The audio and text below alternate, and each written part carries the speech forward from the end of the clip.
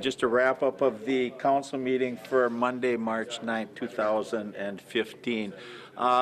Work session, just wanted to touch on the work session again today because there was two critical things that is coming about from that. And the first is that we're getting great feedback and support from Lauren Solberg, who has been representing the city and the county down at the legislature on some initiatives that are supportive of the county and the city down there from a financial standpoint. And we do expect that in a lot of areas it's going to pay off in spades for us to have Lauren Solberg down there representing the city and the county.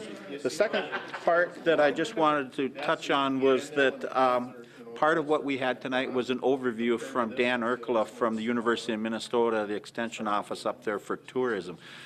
The beauty of that is we've been looking at what do we need to do with the arena coming up here over the next few years. There's some monies that are going to be needed to be spent on that facility to upgrade it.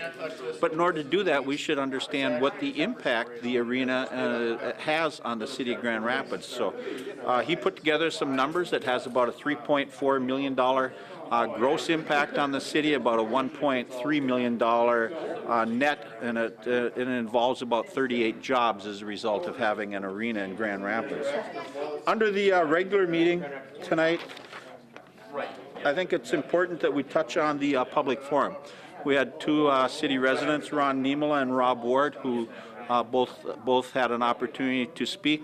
Keep in mind that public forum is an opportunity for citizens to bring issues that they have before the council and express their concern, what the issue is and their thoughts on it. They talked on three specific areas: changes that are being looked at Central School, the state auditor's report that comes out and that measures how cities are performing, and then an SEC investigation on the city from a bond standpoint as far as whether or not the city had followed protocol in its bond applications and its bond structuring, the reporting that was required from that.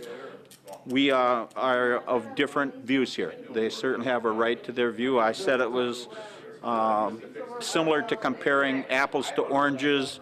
In this case, I would say in the city of Grand Rapids, it's like comparing basketballs to softballs. It's that big of an area of difference. In order to compare cities, you have to take a look at the full gamut of what comes in from a spending standpoint and from an income standpoint. You need to look at what cities receive in LGA, in our case what we spend out in fiscal disparities, what cities have for amenities. Grand Rapids has a PUC that's accounted under our umbrella. One of the cities that they talk about does not have a PUC, so we're not comparing apples to apples here. We really were comparing, at least in my mind as the mayor, and I do not want to speak for the rest of the council because they can give you their own opinion, but in my mind as the mayor, we were comparing, in their mind and in my mind, basketballs to softballs. And if they want to come in, I would more than welcome them to come in. On the SEC, which is a huge implication from the standpoint of how we were, our bond counsel recommended and told us they saw no structural flaws in what we had done. We filled out the paperwork. We're still waiting to hear back from them. But I am quite optimistic that the SEC will say, as a lot of cities, there are a lot of cities across not only Minnesota but across the country that have done bonding that have had to address this issue. You didn't have this piece of paper filled out correctly. Fill the paper out. We've done it now at the city side. We know going forward that needs to be done out into the future.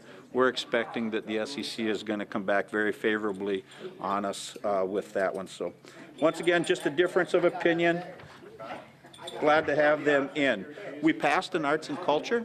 It's a roadmap that's going to take a look at how we are going to move forward as a city.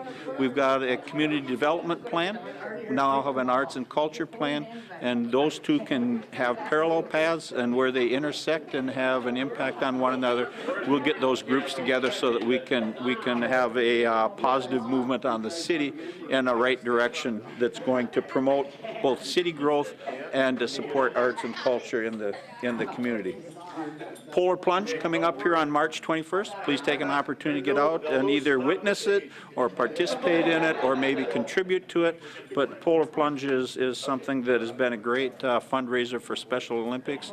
Talk to Andy Morgan or anyone in the police department. Call 326-7600 and they'll get you in touch with the right contact in the police department to do that. The weather is great out there to the point that we are looking at hiring early some seasonal employees, not only at the golf course, but at some of the other ones. So take a chance, get out and enjoy this weather over the next 10 days.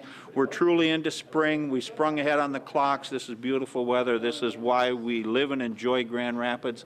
But hopefully we will have an opportunity to once again touch base on different issues as it affects the city of Grand Rapids in 2 weeks. Until then, take care and be safe.